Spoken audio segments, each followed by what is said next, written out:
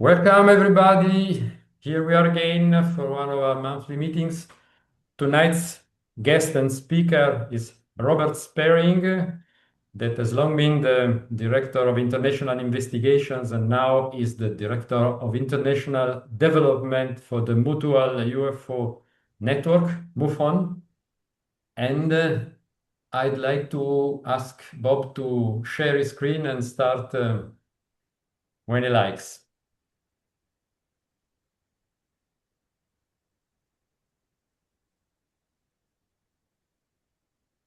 Everyone can see that? Yeah. Okay. Yes.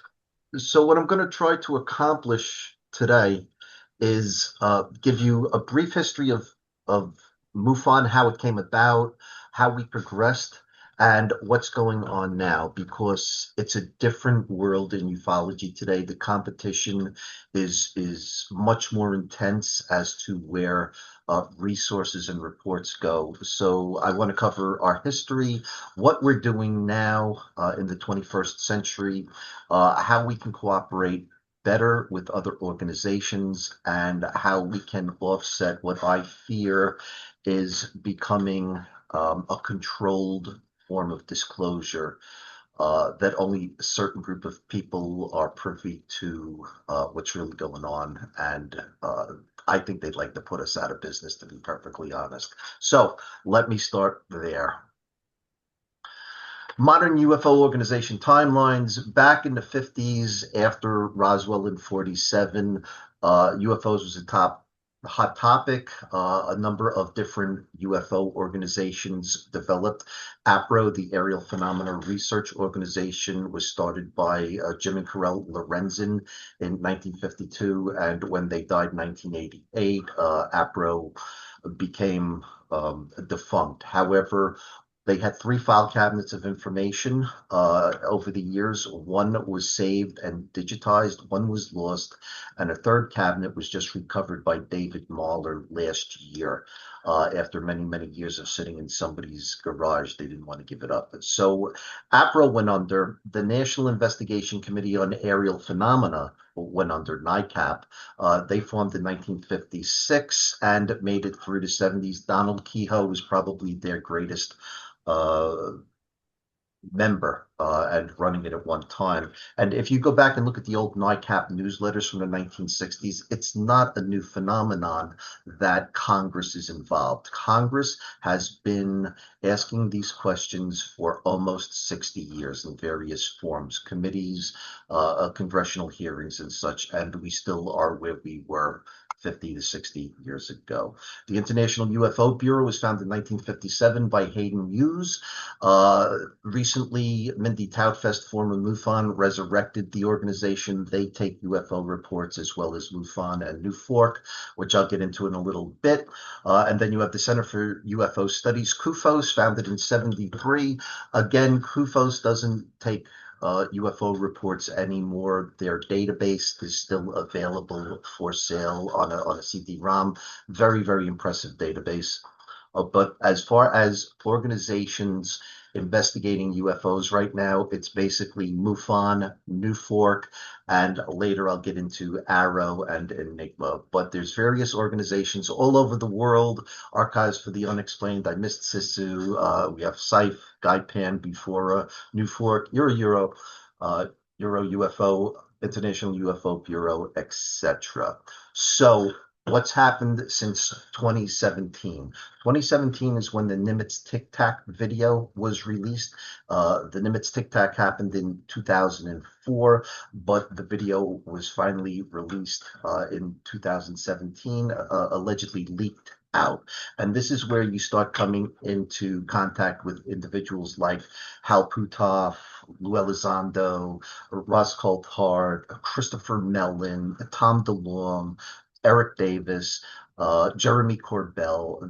And to me, these people seem to be, in a way, gatekeepers. So I am very suspicious of ARROW, the All-Domain Anomaly Resolution Office, operating out of the Pentagon. They are taking UFO reports. Enigma Labs is a private corporation funded by billionaire Peter feel. Enigma Labs, being a private corporation, they are under no compunction to ever tell you, me, or anybody else what they're actually doing with their database of cases that they're getting from people. People like them because they have this cool app, easy to report UFOs to, and so they've acquired a pretty substantial database since 2018 when they came into existence. And they don't really tell you everything that's in their database. And that's the difference between NUFORC and MUFON and Enigma and Arrow. We are a free, open, grassroots organization, as is NUFORC and several others. What's happening now, and this is very bad, is that where UFO reports are going are spreading all over the place to different organizations.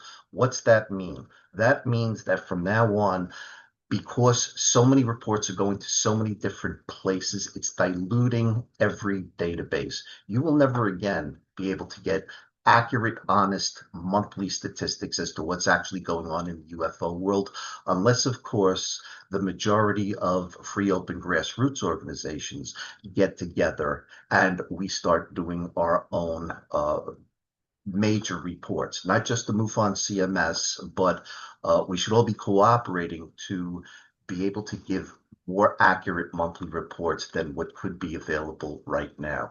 And Enigma and Arrow are not really doing that. There's actually calls right now to have Arrow disbanded because they've acquired such a terrible, terrible reputation. Okay, so we started in 1969, and at the time we took telephone and mailed in paper reports. The MUFON Journal began in 1967 as Skylook magazine when we broke apart from APRO. At the time, our founder, Walt Andrus, was a member of APRO. And in 1967, he started the Midwest UFO Network. In 1969, we became the Mutual UFO Network. We began holding symposiums in 1971. We've been investigating cases, we like to say, doing the Air Force's business since 1969, which is when the Condon Report gave the Air Force an opportunity to close Project Blue Book.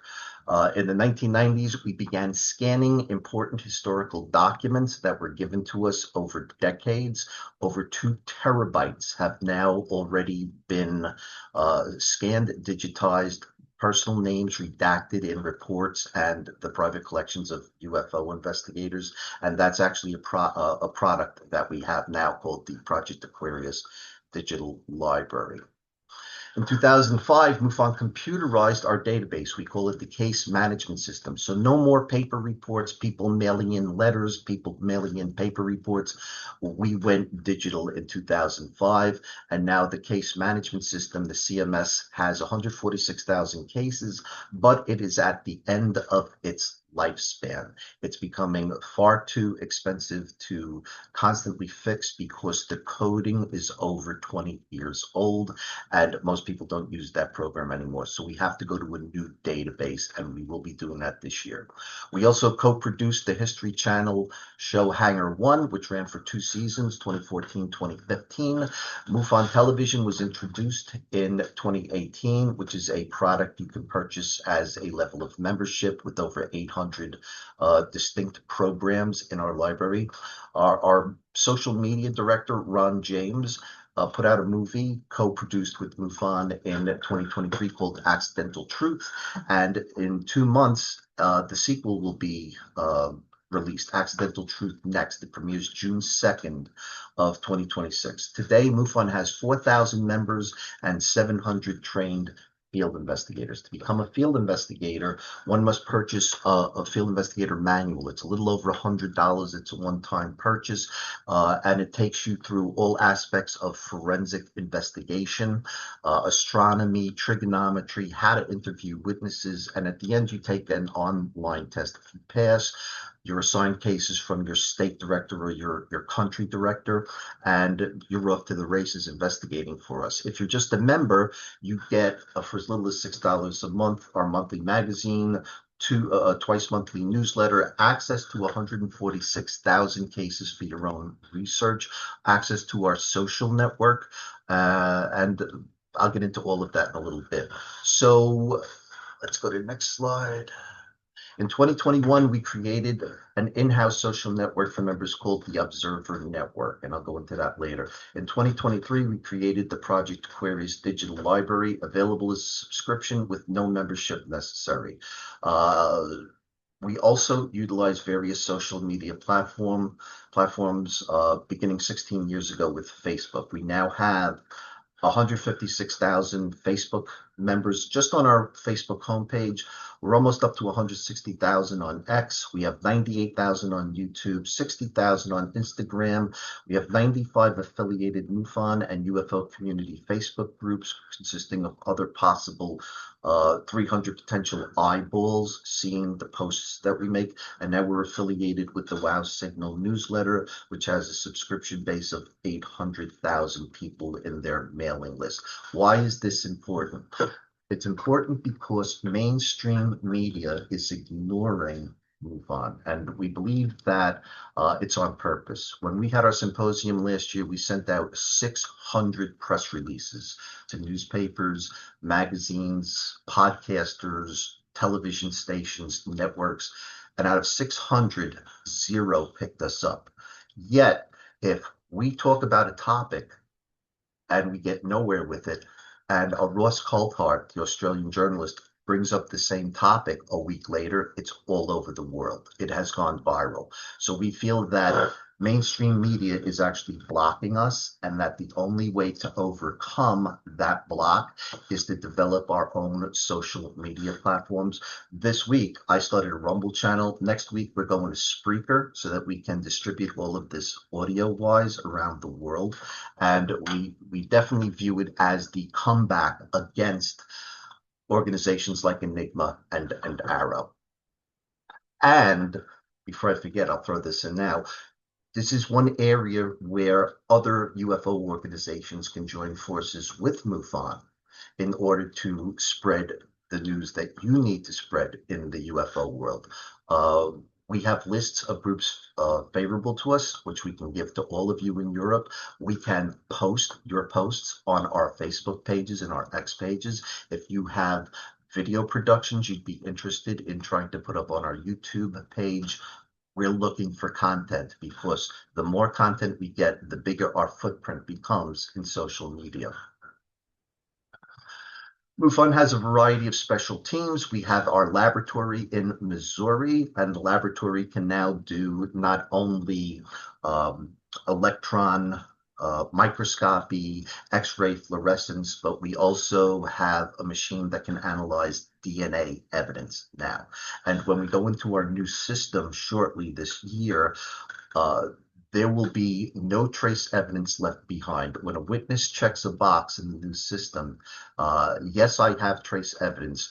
I, Dave McDonald, Steve Hudgens, all the upper members of MUFON will get a notification that this case has trace evidence and needs to go to the lab in Missouri. No more disappearing samples, which has happened to us and many other organizations over the years. We also have the Experiencer Resource Team headed by Dr. George Medich.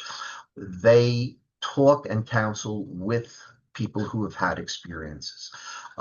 Usually they'll work in conjunction with a primary investigator who will investigate the nuts and bolts part of the case, and the Experiencer Resource Team will reach out to the witness, especially if they've been traumatized, and give them resources to help them deal with what happened to them. We have the MUFON Dive Team. We were just rejected from going to a lake in Tuxedo Park, New York, where a black triangle was seen dropping drums into a frozen lake. And that lake this winter doesn't freeze where the drums were dropped into the lake in this small New York town, but we were denied access. It's a very high-class community, gated, very hard to get into, and they wouldn't give us permission. We also have the MUFON Photo Analysis Team headed by Mark D'Antonio, well-known astronomer, TV personality, and I could tell you honestly that we probably can figure out 90 to 95% of all of the videos that come our way. We get a lot of internal lens reflections, reflections of the sun, Chinese lanterns, airplanes seen so far out, their wings are invisible in the atmospheric haze, so they look like Tic Tacs, but they're really just commercial aircraft. We have our social media team, which is pretty much me and Ron James right now. We have a symposium team. Our symposium is going to be August 28th in Covington, Kentucky, just outside of Cincinnati, Ohio. Our keynote this year will be Peter Robbins for a banquet, and Alex Dietrich, a female crew member on one of the planes that encountered the 2004 Nimitz Tic Tac. We have the journal team. We have over 500 journals printed since our inception. Our star team, which goes to the field on the highest level cases. They're on hiatus right now, but they will be going back out into the field. We also will be reactivating Project Match, and that concerns real-time alerts, which is the way the UFO field is going, and I'll get into that in a little bit. Also, we make our money with the online store, selling membership subscriptions, field investigator training. We have books, we have clothing, accessories, and technical equipment in our stores. And that's pretty much how MUFON survives monetarily. So in 2005, this is what a typical UFO report would look like that would come to us. As you can see, we've blacked out their names. This was an entire project. We have over 6,000 paper reports. They've all been digitized. They're in our Project Aquarius library. Some of these reports, some of the 6,000 reports can be up to 80 to 90 pages each in PDF form. We have over 2 terabytes of information in our Project Aquarius library now, and I'm going to talk a little bit about that more coming up. So in 2025, we're getting ready to close out the case management system. And the case management system looks like this. If you're a typical witness, you would begin filling in all of these fields. And what we discovered is that nowadays, Enigma, for example, a witness can submit a UFO report in anywhere between 3 and 10 minutes, depending on how complex it is. Was there an entity or an abduction? For us, it was taking almost 45 minutes, and a lot of people would give up. And this was to our detriment. Also, after 45 minutes, because the system's so old, a lot of people were submitting their case and nothing was happening. This is how we lose business, all right? We can't have that. Thus, we're beginning a new system that's being built right now. So witness form would look like this in the current system. This is what the search page looks like. And I want to go into this a little bit with all of you. Some of the MUFON people in here understand this, but for somebody that doesn't, our database for field investigators, for management, for our members at different levels have access to the 146,000 cases. And our database can be searched in any number of ways. You can search by when the case was submitted, when it was completed, when it actually happened, which is what I use most. You can go by country, state, a province in Canada. And my favorite is keyword search, because you can search for some astonishing things with a keyword. One of the things I like to do is insert a phrase like around my bed, or I was 7 years old, because we find that there are an enormous number of reports from children, and they all start the same way.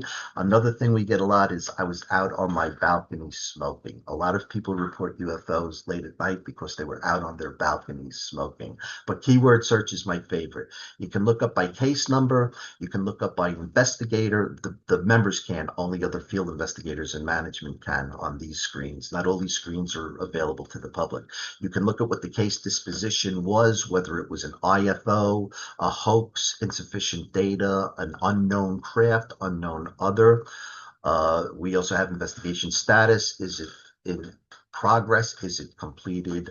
The valet rating, the Hynek rating. Was there an entity involved? What was the shape of the craft? What was the color? Was it a close encounter? All of these things any MUFON field investigator can access literally in minutes, okay? And the members can also go to a less complex screen as this and see essentially the same information case-wise that a field investigator can, apart from the field investigator's detailed notes and the private information about the witnesses, which is always anonymous. And I did a search here for all cases in Pennsylvania. And this is what a search return will look like in our CMS. And you can tell that the case number will be on the left, reviewed by every case that comes in is reviewed by a CMS coordinator to look for things like pornography or inappropriate submissions or personal information in a narrative that needs to be removed. You have the date submitted, date of the event, the shape, the valet classification, whether it was category 1, 2, or 3, 3 being the most intense, and a short description. There's actually a long description that I see, but this is what members would see. Nearest town, county, state or province. If it was a country, it would be over here on the right. This is what the field investigator sees. He sees what's called Form 1 and Form 30. On Form 1, it will show him everything that the witness check-boxed would. Did the object eject objects, what direction it was seen in, how close it was, did it pulsate, items like that. And this is Form 30, what the field investigator fills in. Anything that you see over here with a red asterisk must be filled in. There's going to be a lot more of that in the new system so that we can get more scientifically based results than we are currently getting now. A lot of things there's something called witness bias and there's something called field investigator bias. And in the new system, we're trying to eliminate as much field investigator bias as we possibly can and make it fact driven. So this is what a field investigator currently sees. Synopsis is what happened.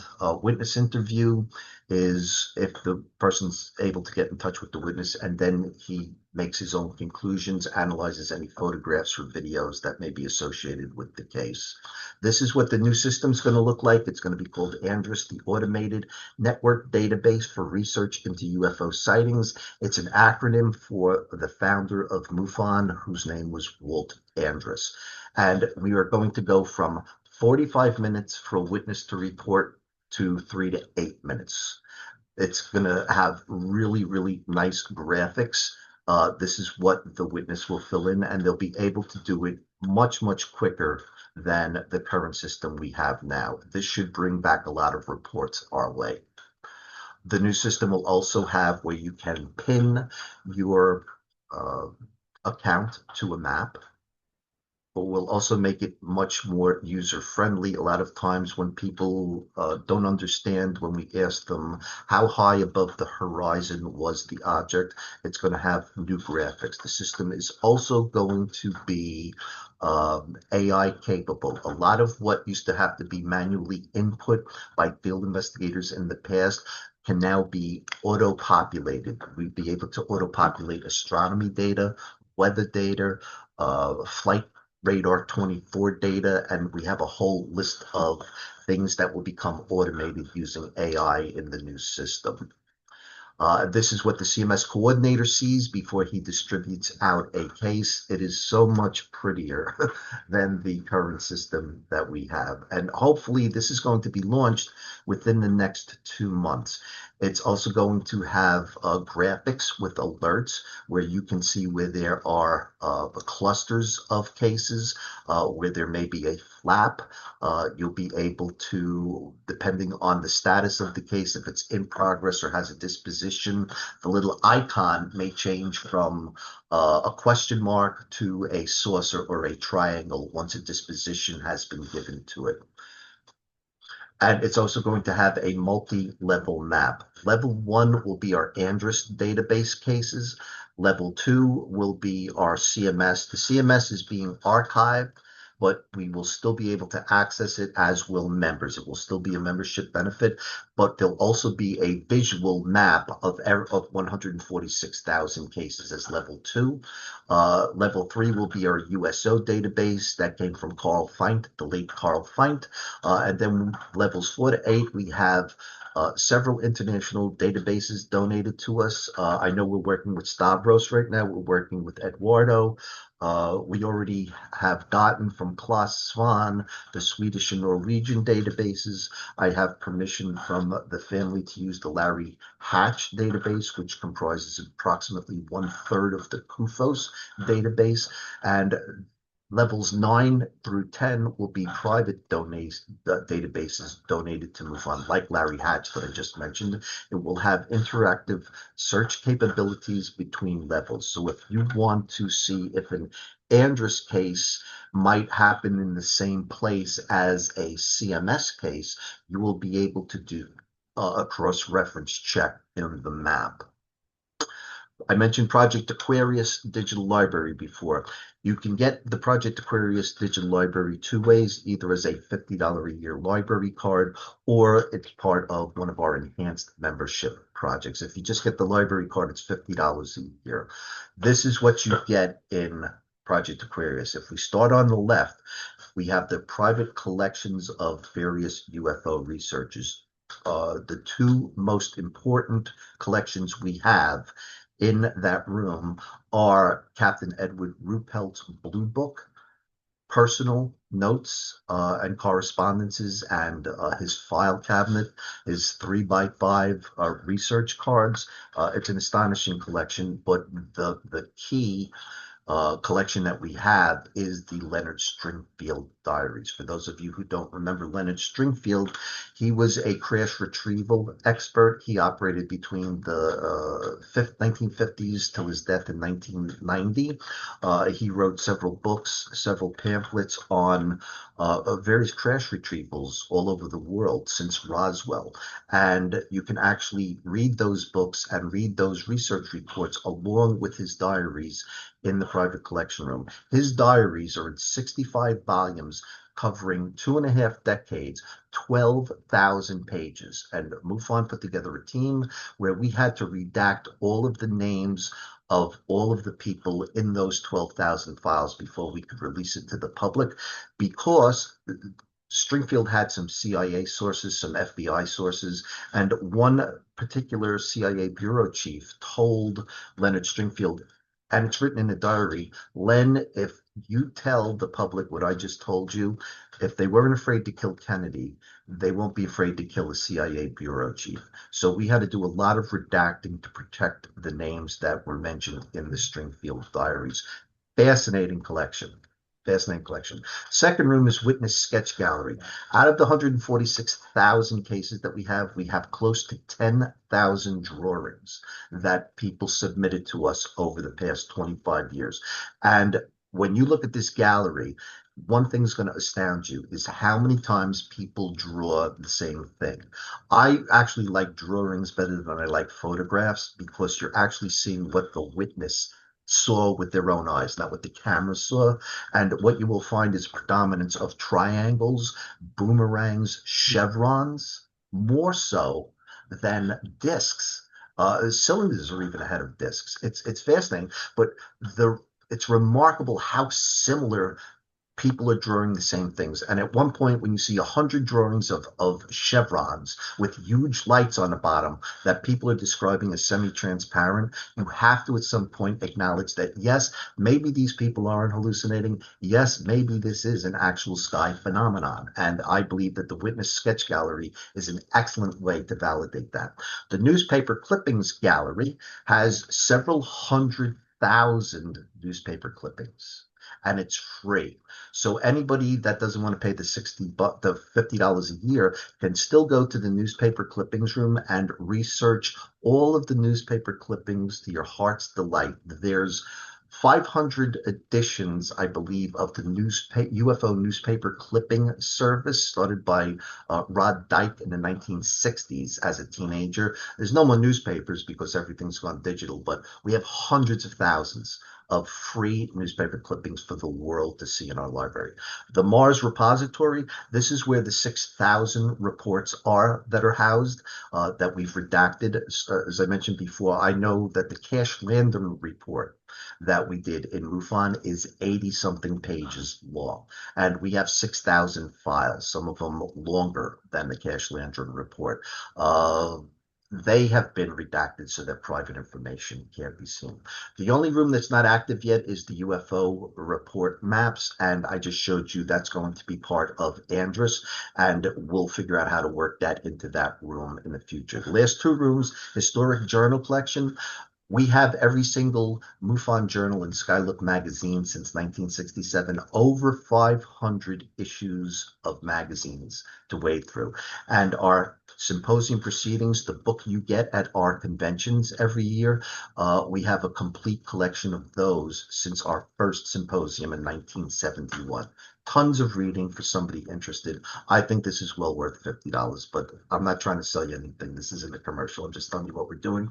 Lastly, we have the Global MUFON Observer Network. Several years ago, we decided to try our hand at creating our own Facebook group just for members, and we came up with our own social media network for MUFON members. There are over 2,000 of our members have subscribed to it, and it's like a back and forth like Facebook. Last month, I went to I spoke at a virtual summit called the UAP Summit. Reed Summers was the fellow who ran it, and one of the keynotes for the UAP Summit was how can UFO organizations cooperate in the future? Okay, one of the things MUFON does is we share our database and the Aquarius Library with other research organizations for free. So, gentlemen in this room, we would not be charging you anything if you wanted to access our database. For the general public, it's as little as $6 a month with all the other benefits, and you can do all sorts of searches if you want. So we hide nothing, and that's what's important. Arrow, how much have you seen from Arrow? How much have you seen from Enigma? All right. MUFON, everything's out in the open. And likewise, NUFORC, National UFO Reporting Center of Peter Davenport, who we consider colleagues, not competition, and we work with them on different projects sometimes. But this is where we all start to have to get together. Solo investigators also can look at our database, but because we don't have the ability to vet everybody, we just can't let anybody have the database for free. That's why we encourage people be part of a research organization and will allow you access. In the near future, we're going to have a real-time alert system. For those of you who are familiar with Fran Ridge and his MADAR system, which was a series of little cigarette pack-sized boxes that you plug into your modem.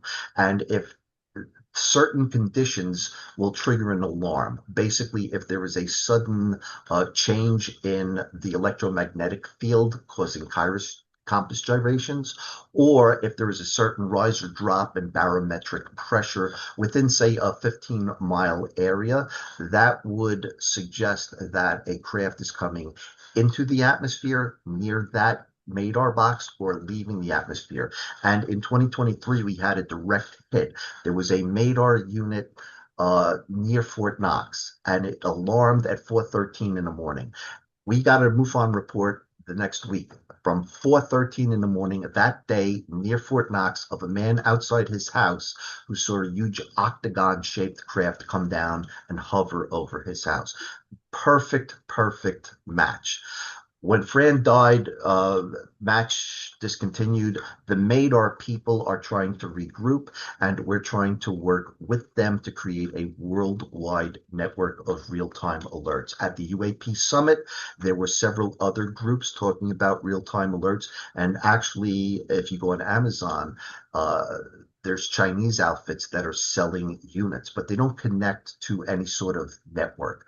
If a compass gyration happens over somebody's house who just bought that unit, it'll alarm, but it won't tell you anything else.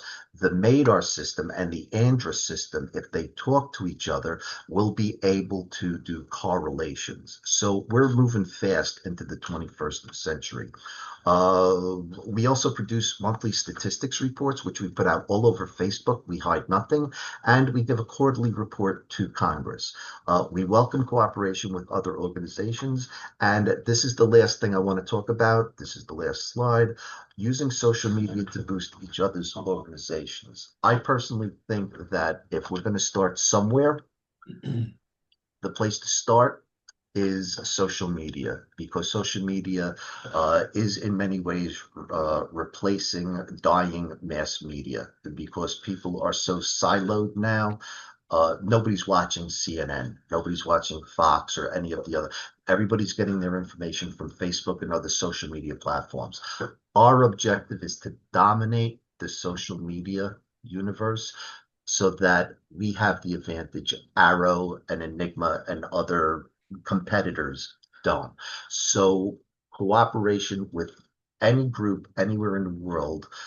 We've already started doing collaborations on YouTube with other groups who produce videos, and we put them in our collaboration section, and that helps them boost their audience, helps us boost our audience. We post all over social media every day consistently, because the more you post consistently, the more people you will end up with as subscribers. And that's where we feel we can help you, and that's where we feel you can help us. Now, I just wanted to give you an overview of what's going on, because there's so much going on right now. There's the missing scientists. There's the Matt Gaetz allegation of the hybrid program. There's Representative Anna Paulina Luna in Florida demanding 46 videos from the Pentagon.